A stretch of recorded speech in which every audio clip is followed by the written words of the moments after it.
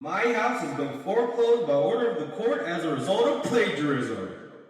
Before you ask, yes, I am the first person to do this, and nobody else can have this video structure or a house like mine after this. When I got my PS4, GTA 5 was the second game I bought, and I literally enjoyed every second of it. What was the first one? You'll see. But before we get into GTA and all of the BS that comes with it nowadays, we have to we talk about Rockstar. If you don't want to hear about the history of Rockstar, I will be sad.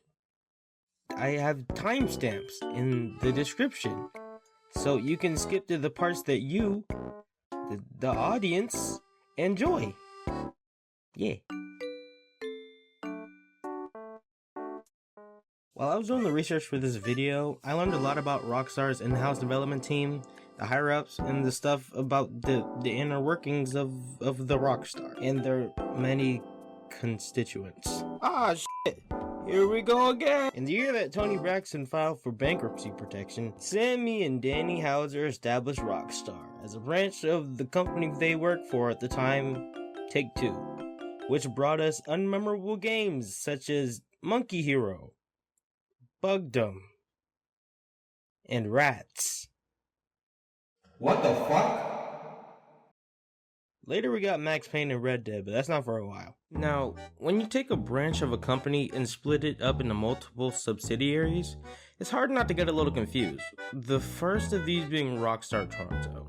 This ended up spawning Rockstar Dundee, India, International, Leeds, Lincoln, London, New England, North, San Diego, and Toronto. Those are a lot of bases of operations, and you might ask, fucking why? I don't know either. So I did what any normal human would do in my position. I searched it up on the good old www.google. These people on Reddit had some good insights on why, and if you have any other reasons as to why that might be the case, leave a comment. But basically, since Rockstar is also a game publisher, they have lots of game studios under them in which they decide to give the same name, which makes sense. I mean, why go out of your way to give them different names? You can just name them the same thing. Oh, nope, not doing this one. Nope. Grand Theft Auto, as a franchise at least, is what I would call the most chaotic, expressive game title out there. It has been for almost 2 decades, but it wasn't always like this.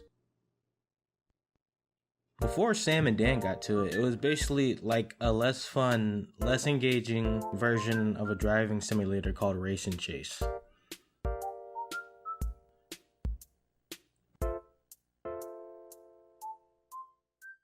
What if I told you GTA became GTA because of a glitch? Yeah, a bug in the police cars that were supposed to pull the player over inadvertently made the police cars run through the f***ing player.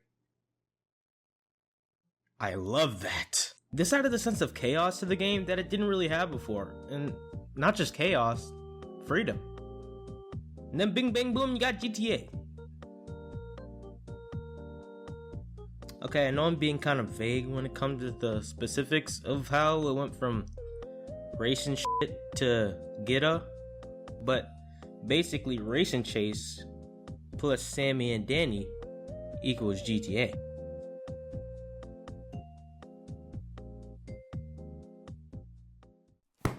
Now. We can get to the real boy. You know, GTA 5 was the second highest selling game of the last decade. The last 10 years was just GTA. That is crazy. In addition to that, it's managed to maintain relevance even until this day. That's why I think we're not getting a new GTA game anytime soon. Okay, let's put this into perspective. Just like any other company, Rockstar wants to make dish money. And ask yourself, would it be more profitable to milk every last drop out of a already relevant and made game that's been supporting your ventures for a long time, or make a new game that's not only better than the last one, but more visually appealing, has better graphics and gameplay, not to mention the story? Also, you have to factor in how much all this is going to cost you. Game devs aren't cheap. Ask Activision. Add to that the fact you don't know if the game is going to flop or do really well. Now, you guys know me. Simple man, simple brain, simple. I don't want to do all of that when I could just get the money from the game that's already there.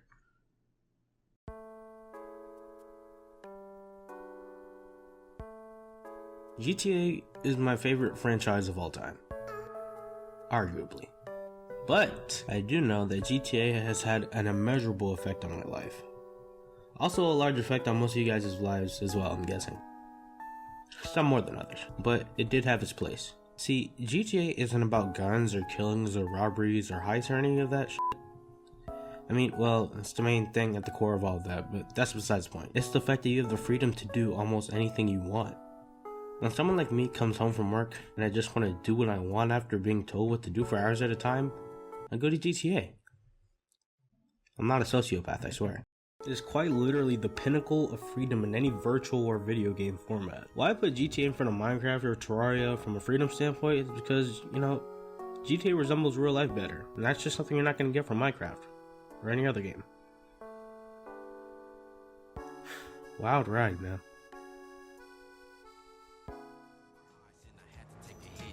Okay, we're almost at the park.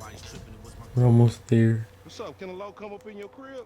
So can a low come in your crib? Oh, nigga, don't hate me because I'm beautiful, nigga. You got rid of that old yee ass haircut. Yo, what the fuck? Oh, better yet, maybe Tanisha Yo, it's almost coming. She ever stop fucking with that brain surgeon, the lawyer she fucking with, nigga. Yo, I fucking love this game.